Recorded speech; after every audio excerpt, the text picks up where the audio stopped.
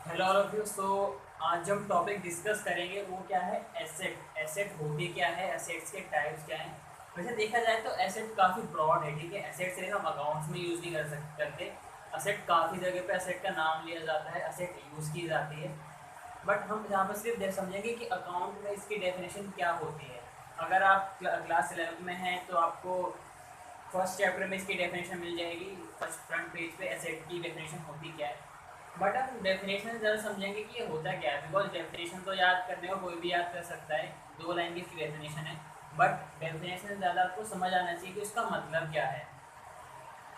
तो एसेट के लिए आपको बस 3 पॉइंट ध्यान देने हैं। वैसे तो काफ़ी ब्रॉड है इसकी मीनिंग, हम इसको 2 लाइन में 3 लाइन में कन्वर्ट नहीं कर सकते, बट आपको 3 मेन पॉइंट ध्यान रखना है अगर आपको समझना हो कि एसेट क्या है और पता लगाना हो कि एसेट होती क्या है। पहला, कोई भी ऐसी चीज़ जिसमें आपके पैसे जुड़े हैं, कोई भी ऐसी चीज़ जिसमें आपके पैसे जुड़े हैं। दूसरा, ऐसी चीज़ जो आपको बेनिफिट दे, ऐसी चीज़ जो आपको बेनिफिट दे। थर्ड थर्ड आपका ये होगा कि जिसे आप कैश में कन्वर्ट कर सकते हैं।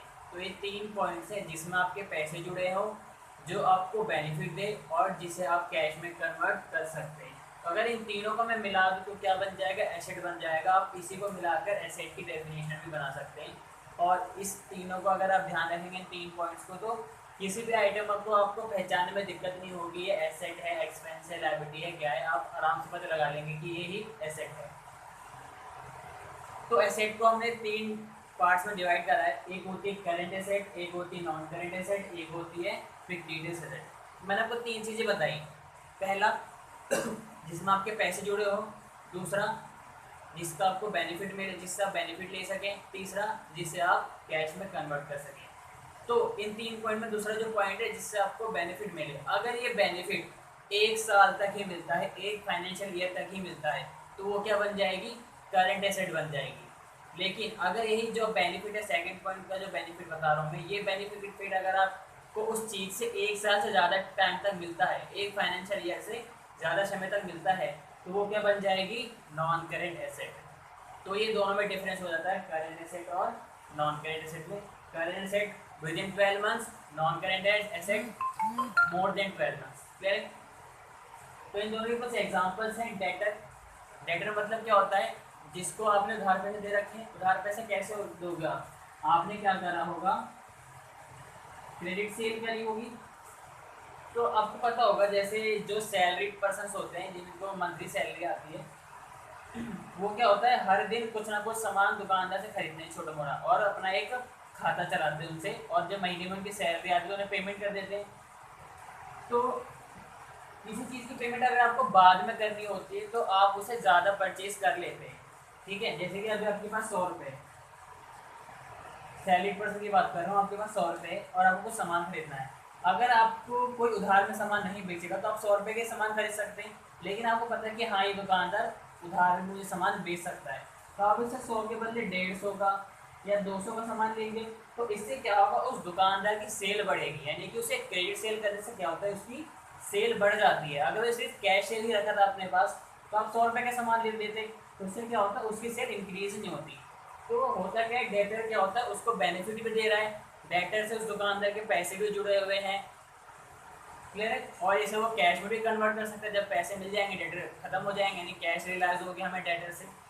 ऐसी करेंट इन्वेस्टमेंट होती है, आपने कहीं पे पैसा इन्वेस्ट कर रखा है किसी कंपनी में, म्यूचुअल फंड में, शेयर्स में पैसा इन्वेस्ट कर रखा है आपने 12 महीने के लिए, तो उसके ऊपर जो इंटरेस्ट है या आपको उसके ऊपर जो बेनिफिट है वो क्या है, 1 साल तक ही मिलेगा। और उसे आप इन्वेस्टमेंट को बेचकर आप उसे कैश में भी कन्वर्ट कर सकते हैं। ऐसे स्टॉक होता है, बेस रिसीवेबल, कैश। कैश तो आपका प्योर आपका करेंट एसेट हो गया, बैंक बैलेंस भी प्योर आपका करेंट एसेट है। अब बात करते हैं non current asset. Non current asset बता दिया मैंने कि 3 पॉइंट है जिसमें आपके पैसे जुड़े हों, जिससे आपको बेनिफिट मिला। अगर वो बेनिफिट 12 महीने से ज़्यादा मिलता है, मोर देन 12 मंथ्स, और उससे आप कैश में कन्वर्ट कर सकते हैं, तो वो क्या बन जाएगा, नॉन करेंट एसेट। इसमें आपको लॉन्ग टर्म इन्वेस्टमेंट, आपने कहीं पे इन्वेस्टमेंट या किसी को लोन दे रखा है 1 साल से ज़्यादा के लिए, तो उस पर इंटरेस्ट या उसका जो डिविडेंड है आपको 1 साल से ज़्यादा समय तक मिलेगा, और आप इसे 1 साल बाद बेचकर कैश में भी कन्वर्ट कर सकते हैं। ऐसे फिक्स एसेट भी होता है इसी की कैटेगरी में। फिक्स एसेट के भी फिर 2 पार्ट्स हो जाते हैं, tangible asset, intangible asset. Tangible asset में machinery, furniture, building, land, ETC और भी काफ़ी एग्जांपल्स होते हैं इसमें। और इंटेंजिबल एसेट में गुडविल और पेटेंट और ट्रेडमार्क भी इसका एक होता है। और एक होता है टेक्निकल नो हाउ।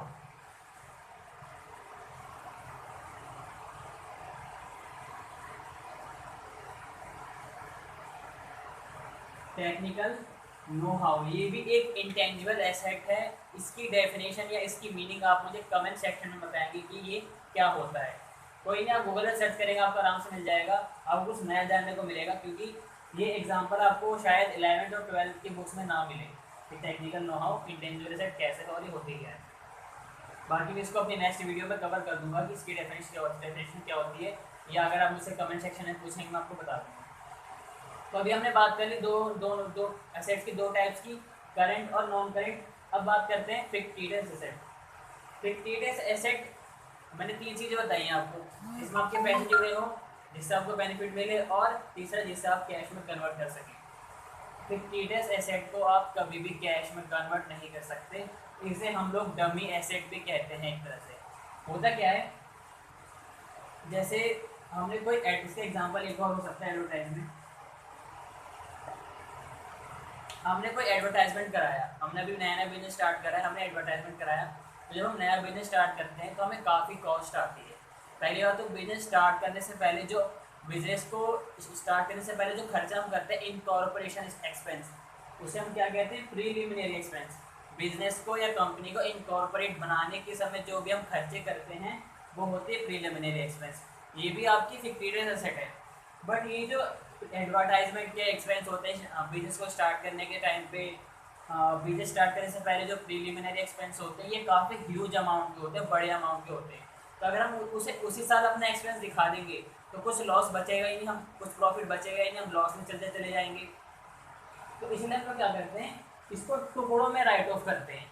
सपोज ये एडवर्टाइजमेंट एक्सपेंस आपने 1 लाख का करा, यहाँ पे तो छोटी अमाउंट रहेगा, वैसे तो 1 लाख से करोड़ों में अमाउंट होती है, लाखों में अमाउंट होती है देखा जाए तो एक्चुअली में। अभी मैंने 1 लाख लिया, अब जो नया बिजनेस स्टार्ट होगा उसके लिए 1 लाख भी काफ़ी बड़ा अमाउंट का एक्सपेंस है। तो वो लोग क्या कहते हैं, उसे 10 साल में राइट ऑफ करते हैं, यानी हर साल कितना राइट ऑफ करते हैं, 10,000। सपोज इस साल 10,000 राइट ऑफ कर दिया, तो 1 लाख में से 10,000 तो गायब, बाकी कितने बचे, 90,000। तो 90,000 को आपको बैलेंस शीट में एसेट साइड दिखाना पड़ता है डमी एसेट के तौर पर। तो वही होती है आपकी फिक्टिशियस एसेट। ऐसे ही हम प्रीलिमिनरी एक्सपेंस के साथ करते हैं। ऐसे ही हमारा जो प्रॉफिट एंड लॉस अकाउंट होता है उसमें अगर डेबिट बैलेंस आ गया, लॉस आ गया, तो वो भी आपको एसेट के तौर पे दिखानी पड़ती है। ऐसे आपका लॉस और इशू ऑफ डिवेंचर्स होते हैं। तो कुल मिला के आपको तीनों का मतलब समझ आ गया होगा। एसेट 3 पॉइंट से आपको बस ध्यान रखना है। तो आई होप आपको ये वीडियो पसंद आ गई हो। वीडियो पसंद आ गई होगी तो लाइक और सब्सक्राइब कर देना। Stay home, stay focused.